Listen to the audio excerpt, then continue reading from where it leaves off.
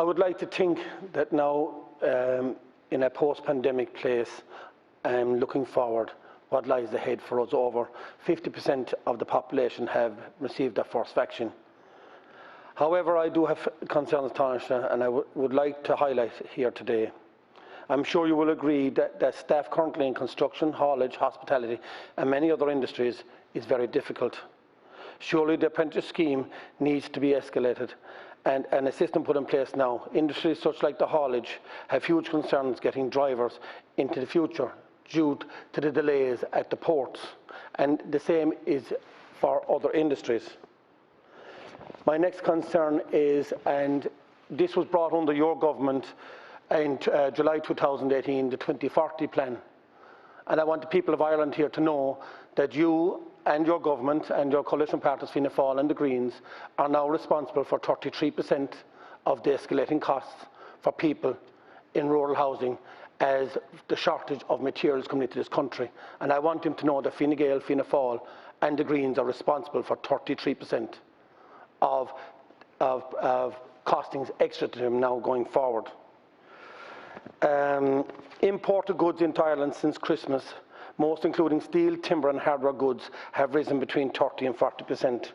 Rather than stating the obvious, like goods are coming in from Eastern European and we cannot control the prices, start with the obvious. For instance, simplify the process in Dublin Port when bulk goods arrive into Ireland. There are huge delays in the docks getting general cargo through. There are 4 systems of department that must be dealt with: customs, agriculture, HSE and revenue. None of their systems talk to each other. There are huge delays costing thousands of euros per day in the docklands, and everything is chock-a-block in there. This needs to be looked at in a matter of urgency. I've spoken on many occasions about the bureaucracy caused by Brexit, but surely 6 months in, we would think there'd be a better system in place. Taoiseach, you said in your remarks to another deputy that over 50% of the people in Ireland are employed by SMEs. And 37% of the people in Ireland live in rural Ireland. If you are serious about protecting the SMEs and protecting rural areas, you would have accepted the Rural Independence Amendment. But Fianna Fáil, Fine Gael and the Greens voted against it. And now the knock-on effect is 33% more it's costing people because of the panic that's in place to try and get applications in because of the 2040 plan. And if you accepted the Rural Independence Amendment, it would help the chaos that's happening here at the moment. Thank you. Thank you, Deputy O'Donoghue. Taoiseach. Thanks. Thanks very much, Deputy. I think in a few months' time, provided the virus doesn't surprise us again, we're going to be in a very different place as an economy and as a society, because we're going to see a really rapid recovery in our economy due to government investment, due to pent-up demand, due to the deployment of the 12 or 14 billion in savings that are now in our banks above where we were in 2019. And we're going to find ourselves in a place, I think, in a few months' time where we will still have hundreds of thousands of people in receipt of welfare payments of working age, and yet at the same time, hundreds of thousands of vacancies across the labour market, particularly in areas like construction, where we need to build so much, from houses to public infrastructure, in areas like care, where we need so many more people to work, areas like tech, digital, pharma and others. And that's an enormous skills challenge, and the government is wise to it. 10,000 apprenticeships, 10,000 work placement schemes, 50,000 new education opportunities, a whole new government department driving that agenda and making sure that we match people to jobs and that they have the skills that are necessary. In terms of the cost of materials, Deputy, I just can't accept your contention that somehow the government or Fianna Fáil, Fine Gael and the Greens are to blame for the rising cost of steel, timber and building materials, because it's just not true. This is an international phenomenon. It's on the front page of international newspapers, including the Financial Times. The cost of all of these materials has gone up all across the world. Perhaps delays at the ports may be contributing to it in some way, and I'm happy to look into that and see if we can improve it. But this is very much a global phenomenon. Just read the international press and you would know this.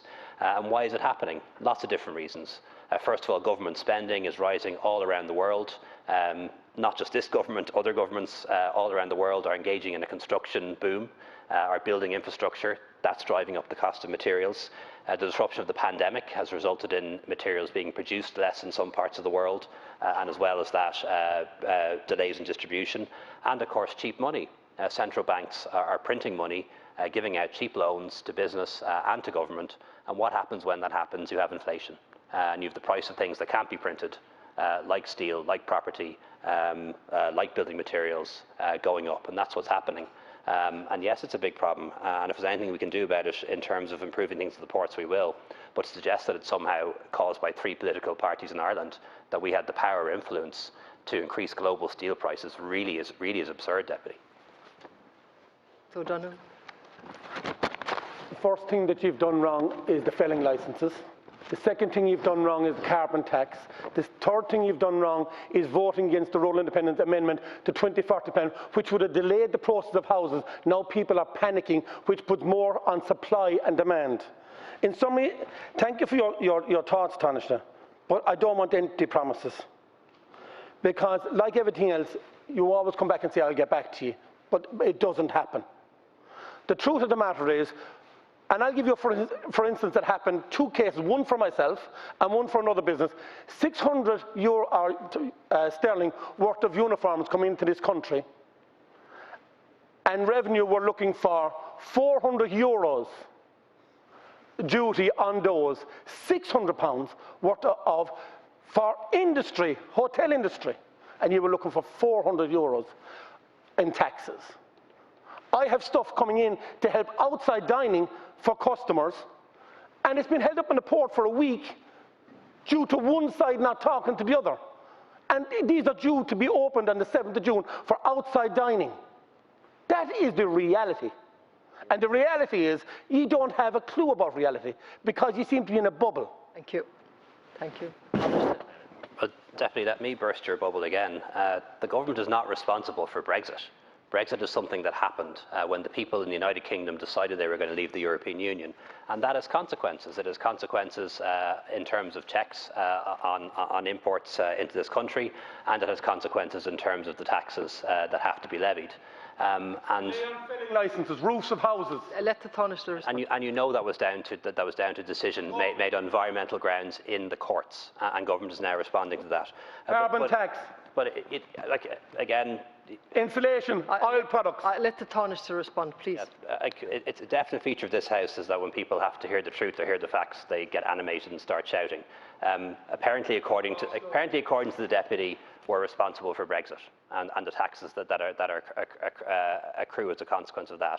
And businesses have a responsibility, quite frankly, to make sure that they know what the rules and regulations are. We provide a grant to businesses of €8,000 a year to help them figure out customs. I'd be interested to know if the business that you referred to has availed of that. They had 2 years to do it, and they should have. When it comes to the price of steel and materials, as the Deputy should know, that's a global phenomenon and is happening all over the world for the reasons that I explained. And when it comes to the felling licensing issue, I absolutely accept you have a problem there. Minister Hackett is working on it as hard as she can, and I think she'll come up with a solution. But that was down to a court case, not one that we wanted.